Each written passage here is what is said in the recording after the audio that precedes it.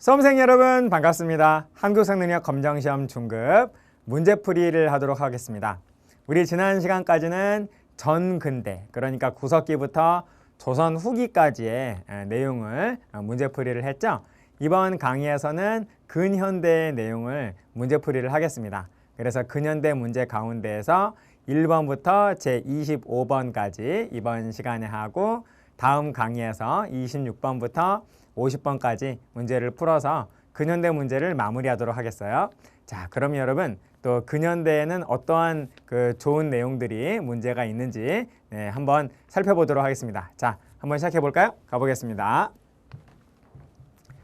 자, 332페이지를 펴주시고요. 근현대 문제 한번 풀어보도록 하겠습니다. 혹시 문제를 지금 아직 풀지 않으시고 그냥 설명을 듣는 분이 계시다면은 잠깐이라도 좋으니 동영상을 멈추시고 문제를 좀 풀어보신 다음에 그 다음에 채점하시고요. 그 다음에 저의 설명을 들으신다면 적어도 2배 이상, 2배 이상의 훨씬 더 높은 효과가 있을 거라고 말씀드리고 싶네요. 문제를 풀어보신 후에 그 다음에 문제풀이 설명을 들어주시기를 바라겠습니다. 자, 그럼 여러분 우리 한번 시작해 보겠습니다. 자, 1번부터요. 자, 1번. 밑줄근 이 신문으로서 옳은 것은, 자, 여러분 신문이 시험 문제에 나왔는데 역시 또 신문 어렵게 내려고 한다면은 뭐 한도 끝도 없이 어렵게 낼 수 있습니다. 하지만 우리 한능검은 뭐 그렇게 수험생들을 괴롭히지 않죠. 요즘 현재의 추세는 매우 친절합니다. 한능검 문제가 매우 친절해요. 자, 그래서 어떤 제시문에서 어떤 힌트가 또 있는지 한번 보도록 하시겠습니다. 사진은 서울 양화진 외국인 선교사 묘원에 위치한 외국인 베델, 여러분 영국인 베델이 바로 사장으로서 설립한, 만든, 창간한 신문은 여러분 이름이 뭡니까? 대한매일신보죠. 대한매일신보.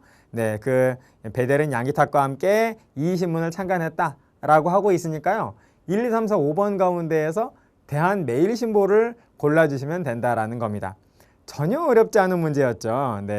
그래서 정답은 5번. 대한매일신보. 자, 이게 바로 정답이 되겠다라는 겁니다. 이렇게 편안한 마음으로 1번 문제를 해결을 했어요. 가뿐하게 다음 2번 문제로 들어가시도록 하겠습니다. 자, 2번 문제 봐주시면요. 다음 퀴즈의 정답으로서 옳은 것은, 이렇게 퀴즈 형식으로 해서 문제가 또 출제되는 경우가 많죠. 평민 출신의 의병장인 이 인물은 대담한 유격 전술로 평해, 울진 일대에서 활약하며 일본군에게 커다란 두려움을 주었습니다. 여러분 이 정도면 충분히 신돌석이라고 하는 건, 평민 출신의 의병장으로서 신돌석이라고 하는 느낌이 오실 겁니다. 더군다나 신돌석의 별명이 태백산 호랑이였죠. 태백산 호랑이.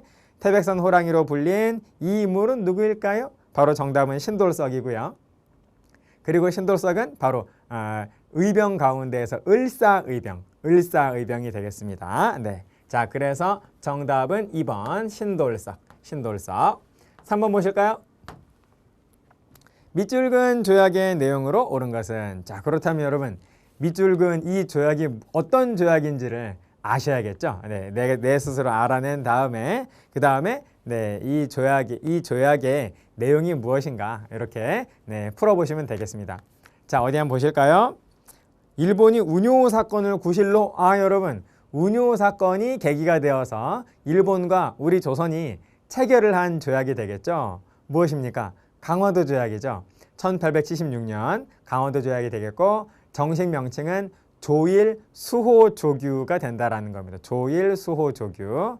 그리고 1년 전인 1875년 운요 사건이 계기가 되어서 일본의 강요에 의해서 우리가 체결을 했지만은, 우리 또한 일본 못지않게 우리도 뭔가 근대적인 조약을 체결을 해야겠다라고 하는 그런 어떤 인식을 가지고 있었기 때문에 바로 일본과 최초의 근대적 조약인 강화도 조약을 체결을 하게 된 것입니다. 자, 그러므로 여러분, 자, 이 조약은 3번의 이 조약은 강화도 조약이고요. 강화도 조약. 강화도 조약의 내용, 여러분 강화도 조약은 가장 기본적으로 4개의 내용을 가진다 그랬었죠.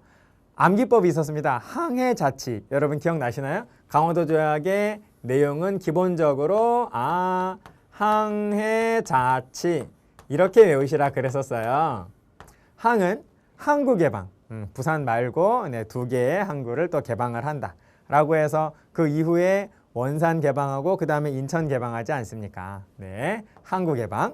자, 그 다음에 해안 측량권, 해가 바로 해안 측량권. 일본이 조선에 우리나라의 해안을 측량할 수 있는 권리를 달라라고 해서 우리가 또 그걸 내줬죠. 다음에 자는 자주국 조항이죠. 조선은 자주국이다. 그러니까 청나라로부터 어떤 내정 간섭을 받지 않는 자주국이다라고 하는 조항을 제일 먼저 강화도 조약의 제1관으로 제1조로 집어넣음으로써 청에 조선에 대한 청나라의 종주권을 배제하려는 그런 어떤 의도를 가지고 있다라는 거 우리 공부했었습니다.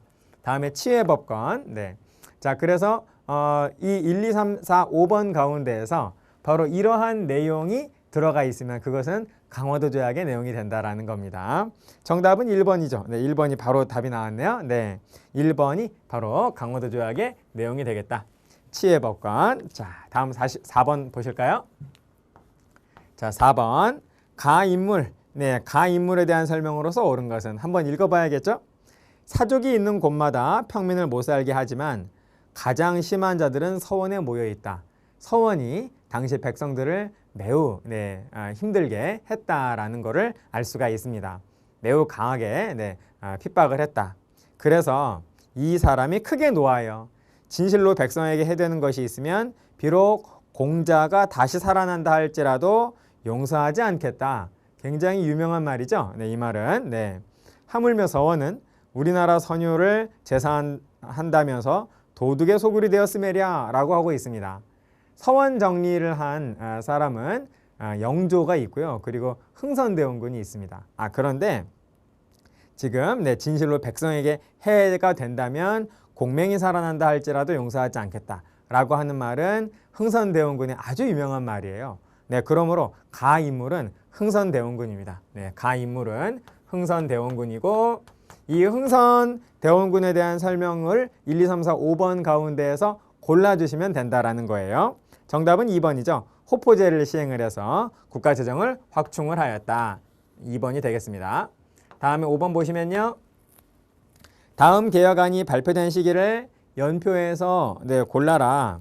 태양력 사용하고 단발령 시행하고 건양이라는 연호를 사용을 했다. 여러분 모두 무슨 개혁이죠? 을미개혁이죠. 을미개혁. 자, 그래서 5번은 을미개혁. 1895년이 60갑자로 을미년이어서 바로 을미개혁이라고 하죠. 그러므로 가나다라 마 가운데에서 1895년이 들어가 있는 번호가 바로 정답이 되겠습니다. 바로 을미년은 1895년이고 바로 라가 바로 쏙 들어가네요. 그러므로 정답은 4번, 4번이 되겠습니다. 자, 이렇게 해서 5번까지 한번 풀어봤고요.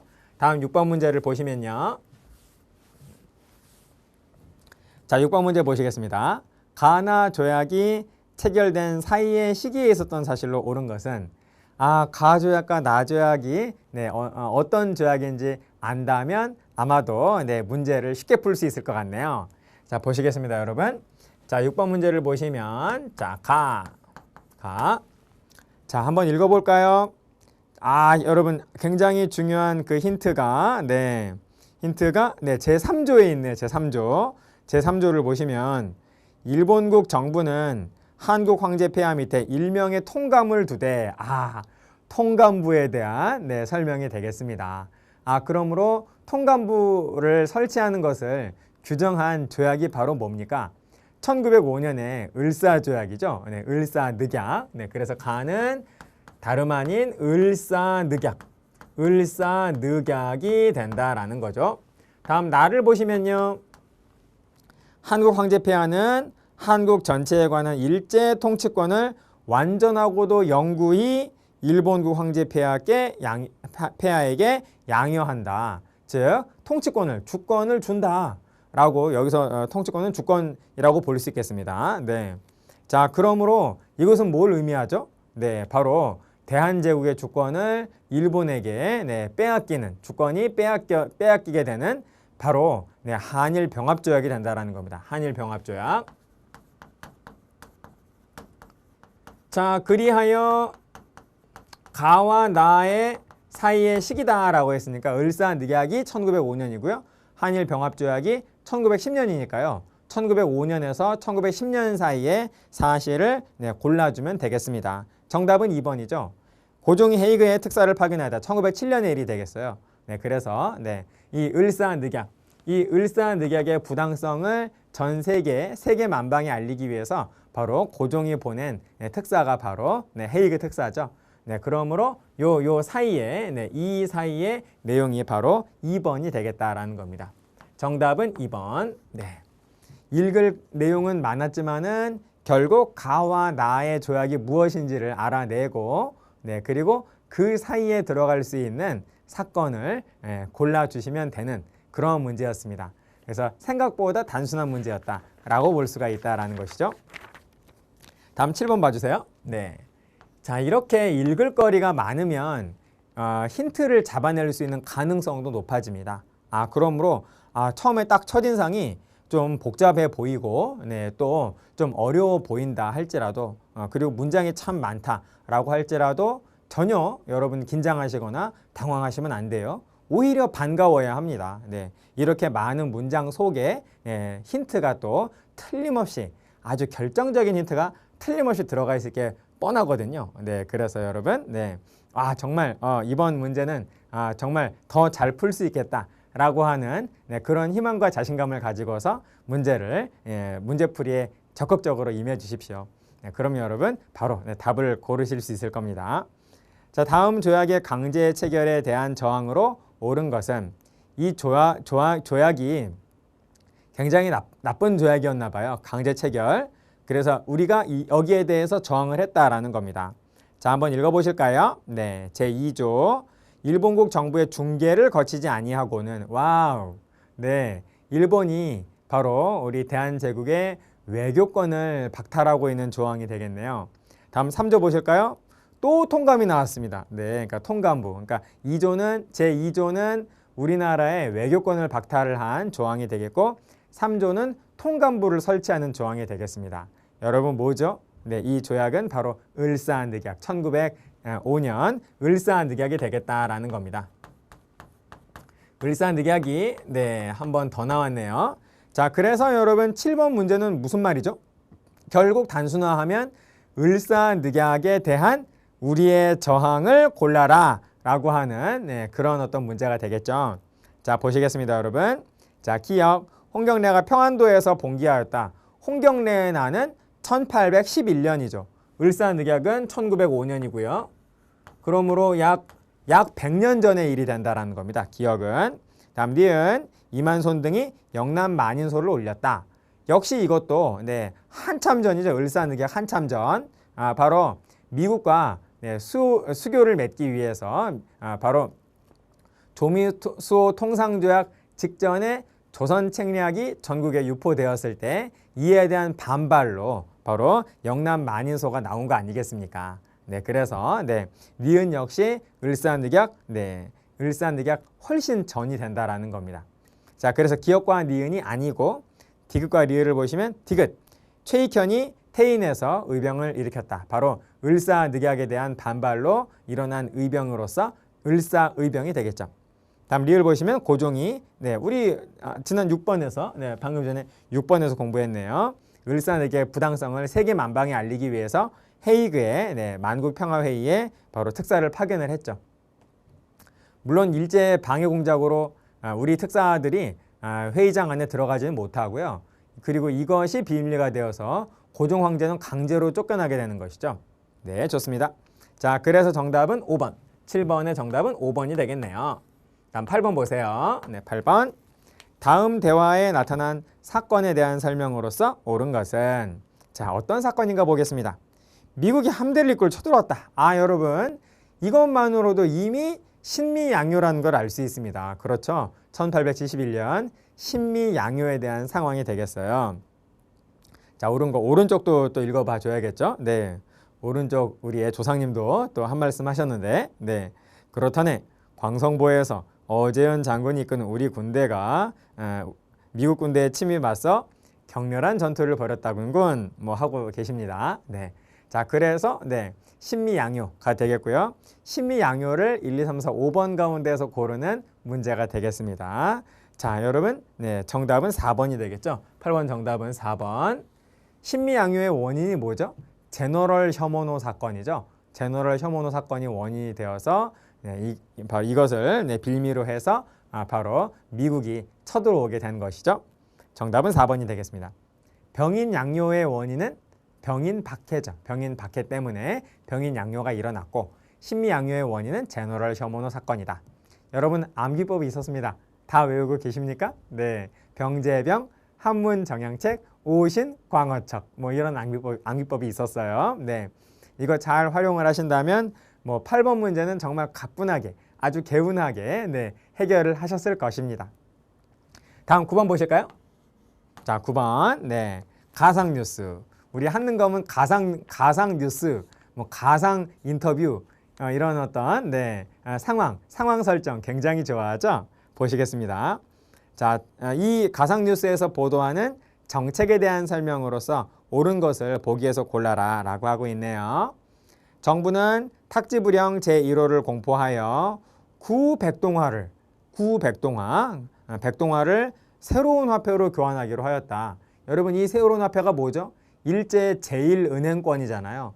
대한제국의 가장 기본이 되는 화폐인 백동화를 일본 화폐로 통째로 바꾸는 사업이 바로 네, 이 가상뉴스에서 보도하는 정책이 되겠습니다. 여러분, 9번에 네, 이 정책은 이름이 뭐죠? 1905년에 전개된 바로 화폐 정리 사업이 된다라는 거예요. 화폐 정리 사업.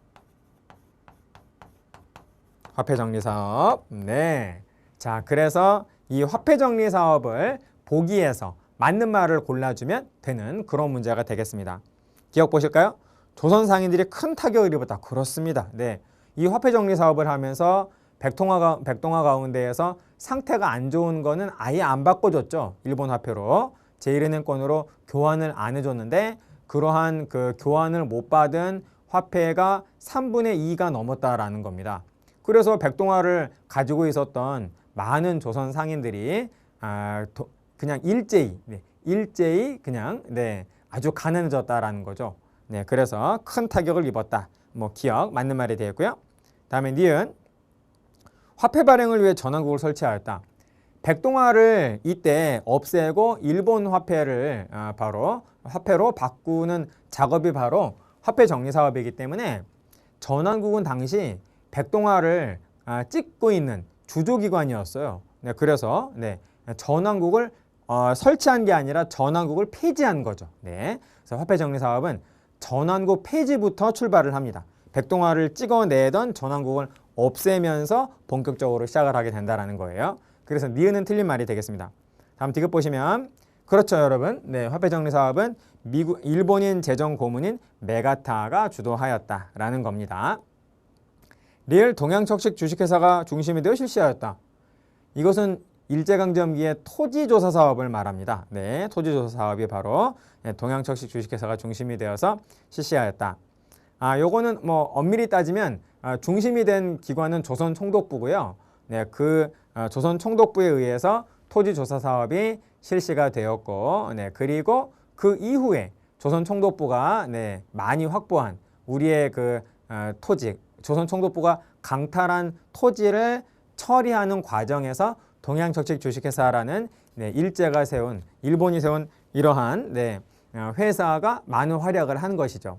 아무튼 이런 화폐 정리 사업은 아니다라는 겁니다. 자, 그래서 정답은 기역과 디귿 네, 2번이 된다라는 거죠. 2번. 네. 자, 다음 10번 보시겠습니다. 가나다라마 지역에서 있었던 사실로서 옳지 않은 것이 무엇이냐라고 하고 있어요. 네.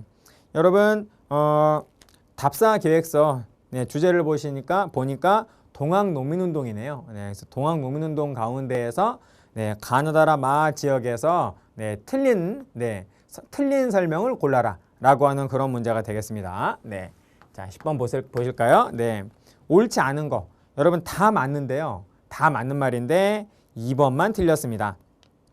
나 지역이 어디죠? 논산이죠. 여러분 2번의 문장을 보시면 농민들이 군수 조병갑의 탐악에 저항하였다. 여러분 고부군수 조병갑의 탐악에 저항해서 고부의 농민들이 네, 일으킨 것이 바로 고부밀란이죠. 네, 동학농민운동의 바로 직전에 있었던 농민반란이 되겠는데요. 그러므로 지금 2번의 지문에서 말하고 있는 장소는 고부지역이 되어야겠죠. 네, 그러므로 논산이 아니라 고부여야 한다라는 겁니다. 여러분 나는 동학농민운동 제2차 봉기 때 남접과 북접이 만난 곳이죠. 논산에서 집결을 해가지고 결국 북쪽으로 올라가다가 북쪽에서 남쪽으로 내려오는 일본군과 만난 곳이 바로 공주 우금치가 된다라는 겁니다. 여기에서 동학농민군은 전멸하게 되는 것이죠. 네, 그러므로 네, 2번이 틀린 말이 된다라는 거죠. 다음 11번 봐주세요. 네. 자, 다음 검색창에 들어갈 법령으로서 옳은 것이 무엇이냐? 어디 한번 보실까요? 제정연도는 1925년이고요. 성격을 보시면 굉장히 유명한 구문이네요. 국채나 사유재산자를 부정하는 사상과 조직을 탄압할 목적으로 제정되었다. 여러분 국채는 국가의 정체를 말하는 겁니다. 국가의 정체. 1925년이면 일본 일제강점기죠. 네, 일제강점기에 당시 일제강점기 하에서 네, 나라는 일본이었잖아요. 그리고 당시 일본은 천황제 국가였죠. 천황제. 네. 그래서 바로 이런 그 천황이 바로 네, 군주인 이런 어떤 국가의 정체성을 바로 부정을 하는, 그리고 특히 사유재산제를 부정을 하는 사상과 조직. 여러분 이러한 네, 지배계급을 부정하고 그리고 사유재산제를 부정을 하는 사상은 바로 뭡니까? 공산주의, 사회주의죠. 네, 이러한 사상, 공산주의, 사회주의와 네, 이러한 조직, 공산주의 단체를 탄압할 목적으로 제정된 법은 바로 다름 아닌 치안유지법이 되겠습니다. 네, 그래서 11번 정답은 네, 3번 치안유지법이 되겠네요.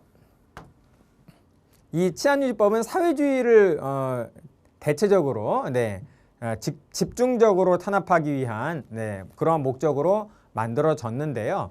이 치안유지법은 뭐 사회주의뿐만이 아니라 민족주의 세력도 굉장히 많은 탄압을 받았습니다.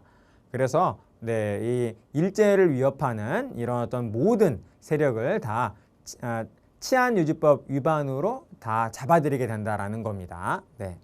그래서 가장 그 사회주의가 가장 크게 탄압을 받긴 했습니다만은 민족주의 세력 역시 치안유지법에 의해서 굉장히 큰 타격을 받았다라는 거죠. 1942년에 바로 조선어학회 사건 당시 우리 한국어를 연구하시던 조선어학회 회원들이 어떤 법의 그 위반으로 다 잡혀 들어갔냐면 바로 이 치안유지법 위반으로 전부 다 네, 체포되고 바로 벌을 받았다라는 거예요. 우리 한글 연구한 게 치안유지법상의 내란죄였습니다. 네, 그래서 네, 많은 분들이 굉장히 순국하시고 또 큰 고초를 겪으셨는데요. 치안유지법 굉장히 중요합니다. 1925년에 네, 만들어진 중요한 법 기억해 주시고 다음 12번 보시겠습니다. 네, 12번 밑줄근 운동에 대한 설명으로서 옳은 것은 자 어떤 운동인지 보시겠습니다. 일제 차별 교육에 맞서 우리의 힘으로 고등교육기관을 세우자는 대학이겠네. 우리의 힘으로 우리 민족의 힘으로서 그 대학을 세우자라고 하는 네, 우리 민족이 세우는 대학. 네 글자로 뭐라고 할까요? 밀립대학이라고 하겠죠, 여러분. 네, 우리 민족이 세우는 밀립대학을 네, 설립하자는 운동이 벌어지고 있다네. 그러므로 여러분 12번의 운동은 밀립대학 설립운동이 되겠고 이 밀립대학 설립운동을 1, 2, 3, 4, 5번 가운데서 골라주면 5번에 아예 밀립대학 설립을 위해 모금 방식으로 전개되었다라고 하는 네, 아예 그냥 말이 있네요. 네, 단어가 있네요. 12번의 정답은 그래서 5번이 되겠습니다. 다음 13번을 보실까요? 다음 가상 홈페이지의 인물에 대한 설명으로서 옳은 것은 단재 신채원 선생님의 아주 유명한 사진이 나왔죠? 네. 참 멋있으십니다. 네. 역사는 아와 비야. 아는 나를 말하는 거죠. 또는 우리. 네, 우리를 말합니다. 여기서의 그 나 아자는 그 1인칭 단수가 되기도 하고 또 1인칭 복수가 되기도 합니다. 나 아자는 네. 그래서 그러면 네가 되기도 하고 또 적군 아군 할 때 아군은 나의 군대가 아니라 우리 군대를 말하는 것이죠. 그러니까 여기서 나 아자는 나 또는 우리. 그리고 비야는 뭐냐면 나 또는 우리가 아닌 내가 아닌 다른 타인이라든지 우리 단체가 아닌 다른 단체, 네, 타 단체가 된다라는 거죠. 아와 비아의 투쟁의 기록이다 라고 하는 멋진 말씀을 남기신 분 바로 다름 아닌 네, 단재 신채호 선생님이 되겠어요. 네, 신채호 선생님에 대한 설명으로 옳은 것은 그러므로 여러분 13번 문제는 1, 2, 3, 4, 5번 가운데 신채호의 활동을 골라라 라고 하는 그런 단순한 문제입니다. 정답은 4번이 된다라는 거죠. 바로 단재 신채호 선생님께서 조선혁명 선언을 저술을 하셨죠. 조선혁명 선언은 의열단의 행동 지침서입니다. 다음 14번 봐주세요. 자, 다음 일제 식민통치 방침이 마련된 배경으로서 옳은 것은 자, 어디 한번 읽어볼까요? 총독은 문무관 어느 쪽이라도 임용될 수 있는 길을 열고 그러니까 그 전까지는 총독이 오직 네, 무관 그러니까 네, 이 군인 출신만이 조선 총독부의 총독이 될 수 있었는데 일단 규정상으로는 뭐 실제로는 한 번도 그런 적이 없지만 규정상으로는 무관뿐만이 아니라 문관 출신도 조선 총독이 될 수 있다라고 하는 그런 가능성을 열었다라는 겁니다. 그러니까 조선 총독부의 통치 방식이 바뀌게 된 것이죠. 다음 헌병 경찰 제도를 보통 경찰 제도로 전하는 것이다. 네, 여러분 이것은 바로 다름 아닌 네, 헌병 경찰 제도는 1910년대에 무단 통치를 말하는 것이고 이것을 보통 경찰 제도로 전환했다라고 하는 이 많은 내용들은 바로 다름 아닌 1920년대에 조선 총독부가 소위 문화 통치를 표방을 하면서 우리한테 네, 아주 그 가증스러운 스마일 작전으로 자신들의 통치 방식을 바꾼 것을 말하는 것이죠. 네, 이렇게 일본의 통치 방식이 헌병 경찰 통치, 무단 통치에서 가증스러운 스마일 작전, 소위 문화 통치. 하지만 실상은 민족 분열 통치로 바뀌게 된 계기가 뭐냐라는 겁니다. 3.1운동이죠. 네, 그래서 1, 2, 3, 4, 5번 가운데에서 2번, 네, 3.1운동이 바로 정답이 되겠습니다. 자, 다음 15번을 한번 보실까요? 자, 15번 보시면 자, 다음 법령이 시행된 시기에 사실로서 옳은 것은 이라고 하고 있습니다. 자, 어디 보실까요? 회사령이고요. 회사의 설립은 조선 총독의 허가를 얻어야 한다. 1910년이네요. 네. 이 회사령이 처음에 제정이 되었을 때는 회사령은 신고제가 아니라 허가제였습니다. 허가제. 네, 그러므로 이 시기는 1910년대가 되겠어요. 그런데 회사령은 1920년에 바로 허가제가 신고제로 바뀌지 않습니까? 그래서 이것을 회사령의 폐지라고도 표현을 해주죠. 아무튼 그거는 1920년대가 되는 것이고 지금은 회사령이 허가제니까요. 1910년대입니다. 네, 그래서 15번. 15번은 일제강점기 가운데에서 1910년대를 골라주시면 된다라는 거죠. 1번 토지조사령 공포되었다, 제정되었다. 이것이 바로 1912년이니까요. 1910년대의 상황이 맞습니다. 자, 그래서 정답은 1번이 되겠죠. 1번. 네. 국가총동원법은 1938년 소학교가 국민학교로 개칭되었다. 이건 1941년이 되겠고요. 네. 여자 정신대 근로령 1944년. 그렇다라고 해서 이 정신대 근로령이 1944년에 나왔다라고 해서 44년부터는 아닙니다. 조선총독부, 일제 조선총독부의 특징은 언제나 행위가 먼저고 근거 법령이 나중이에요. 언제나 근거 법이 먼저 만들어지고 그 법에 근거해서 시행이 되어야 되잖아요. 그런데 조선총독부는 일제강점기에 이 일본의 특징은 뭐냐면 언제나 실천 먼저 합니다. 아무 근거 없이.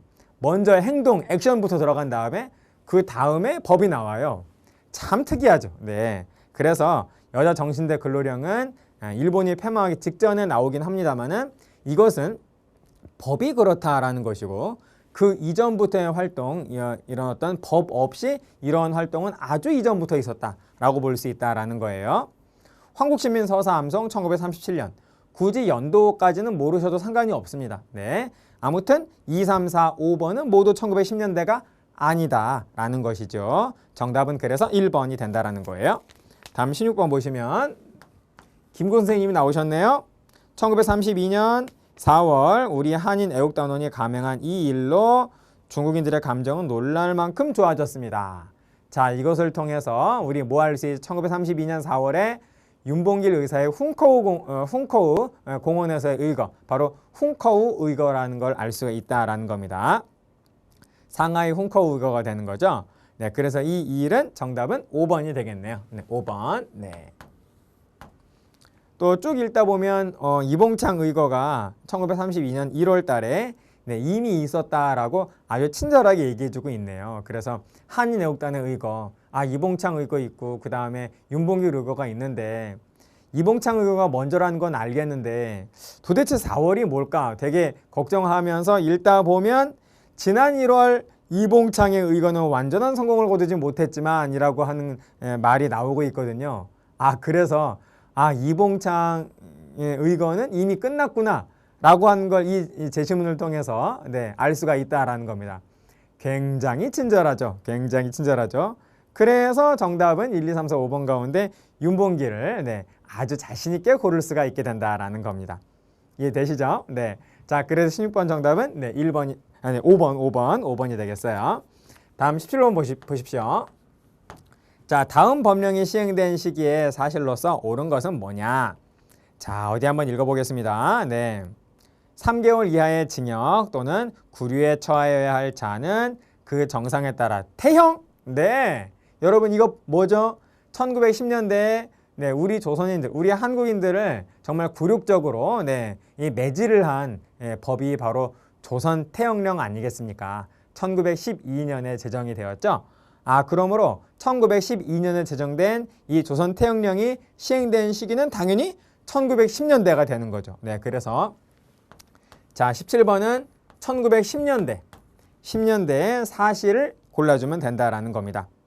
거의 15번과 네, 출제 패턴이 거의 동일하네요. 거의 동일합니다. 자, 그래서 1, 2, 3, 4, 5번 가운데에서 바로 1910년대를 골라주면 헌병경찰제가 실시되었다. 이것이 바로 정답이네요. 네, 정답은 그래서 네, 2번이 되겠습니다. 다음 18번 보실까요? 문제가 아주 솔솔 잘 풀리네요. 네. 자, 18번 가나 독립군 부대에 대한 공통점으로 옳은 것은 여러분 조금 까다로울 수 있습니다만은 잘 읽어보면 네, 바로 가닥을 잡을 수 있습니다. 네, 보실까요? 지청청 장군과 양세봉 장군이 나란히 나왔어요. 그렇다면 여러분 이것은 1930년대 초반에 만주에서 바로 우리 한국군이 중국군과 연합을 해서 네, 한중연합작전을 했다라고 하는 것을 일단 그것이 아닐까라는 그런 어떤 네, 아주 강한 예상을 또 해볼 수가 있을 겁니다. 자, 한번 읽어보실까요? 나는 지청천 장군이 북만주 지역에서 활동한 각 군대의 총사령관으로서 쌍성보, 대전자령 등지에서 네, 일본군을 크게 물리쳤습니다. 여러분 지청천은 바로 어느 군대, 바로 여기서 말한 이 군대는 뭐죠, 여러분? 그렇습니다. 한국 독립군이 되겠죠? 네, 그래서 여러분 가는 한국 독립군. 그리고 이 한국 독립군은 중국군인 중국 호루군과 연합해서 바로 쌍성보, 대전자령과 같은 곳에서 일본군에 맞서서 크게 이겼죠. 일본군한테 크게 이겼죠. 다음에 여러분 나의 양세봉 장군을 보시면 나는 남만주 지역에서 활동한 이 군대의 총사령관으로 양세봉 장군은 어느 군대의 총사령관이죠? 조선혁명군.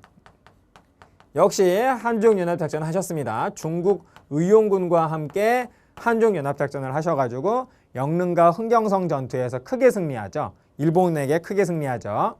자, 그래서 여러분 이 두 개의 군대는 일본군과 맞서 싸워서 승리를 여러 번 하는데요. 특징은 한국 독립군은 민족주의 독립군이고 조선혁명군은 사회주의 독립군이잖아요. 이때 양쪽 다 중국군과 연합을 했습니다.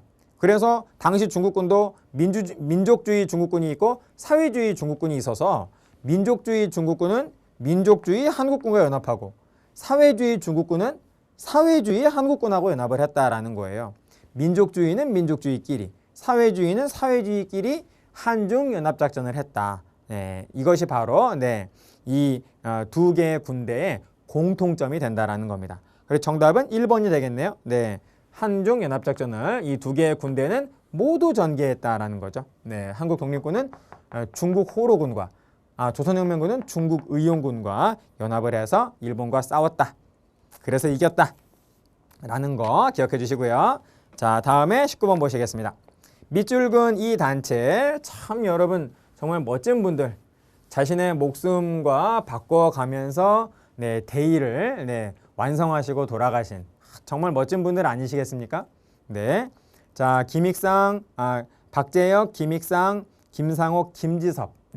바로 모두 의거단체고요. 어느 의거단체의 대원들인가요? 그렇습니다. 바로 의열단의 단원들이죠. 그래서 밑줄근 19번에 밑줄근 이 단체는 바로 의열단. 김원봉 선생님이 1919년 만주 길림에서 조직을 하셨고, 그리고 이 의열단의 행동 지침으로서 단재 신채원 선생님이 바로 조선혁명 선언이라고 하는 이러한 선언문을 또 써줬습니다. 자, 이에 대한 설명으로서 정답이 3번이네요. 의열단의 단장인 김원봉 선생님의 요청을 받아서 단재 신채원 선생님이 조선혁명 선언을 써줬죠. 정답은 그래서 3번이 되겠습니다. 3번. 다음 20번 보실까요? 자, 가나 항일운동에 대한 설명으로서 옳은 게 뭐냐라는 겁니다. 가, 순종의 인산일을 기해. 여러분, 인산은 왕의 장례식을 말하죠. 왕과 같이 이런 높은 사람의 장례식을 인산이라고 합니다. 자, 그래서 인산일을 순종의 장례식 때 일어난 것은 뭡니까, 여러분? 60만세 운동이죠. 3.1운동과 60만세 운동은 모두 공통점이 있죠. 왕의 장례식으로 출발하죠.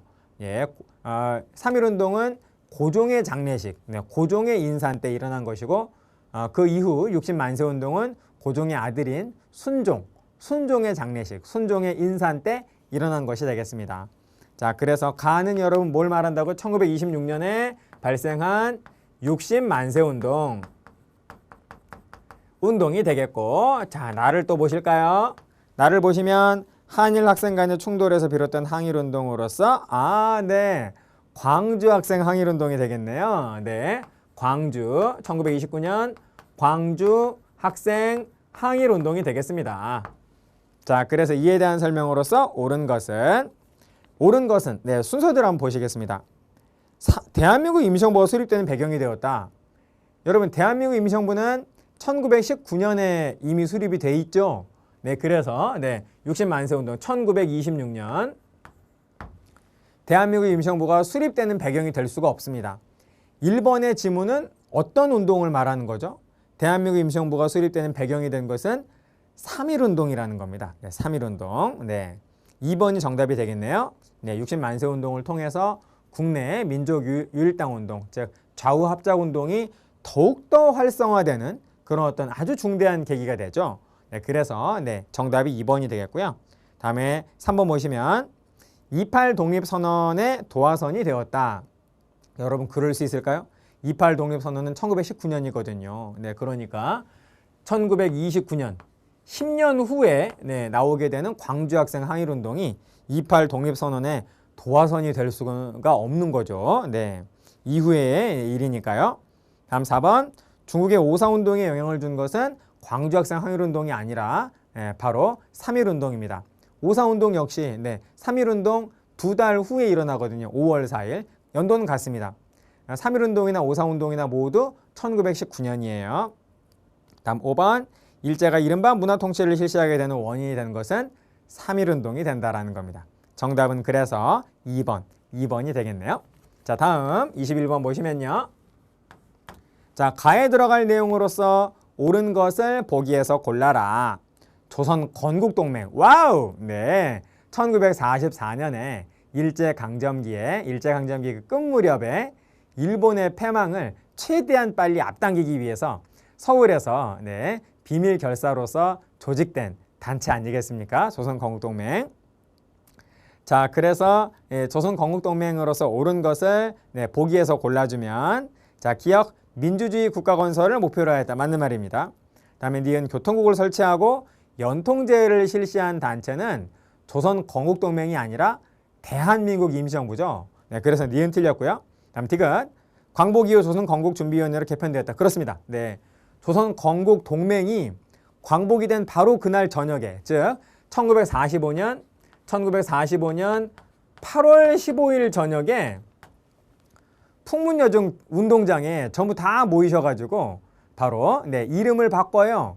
조선건국동맹에서 조선건국준비위원회로 명칭을 변경을 하면서 일본이 패망했으니까 나라를 건국하기 위한 네, 준비를 시작을 하십니다. 그래서 그 이후에 바로 조선인민공화국이라고 하는 국가를 건설하게 되는 거죠. 네, 그렇습니다. 자, 그래서 디귿 맞는 말이고요.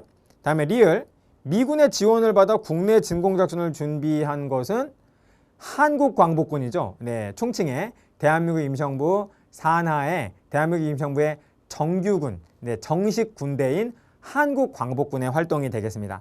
그러므로 정답은 2번이 된다라는 거죠. 다음 22번 보실까요? 자, 가의 결과로 옳은 것이 뭐냐? 자, 일단 가가 뭔지를 아셔야겠죠?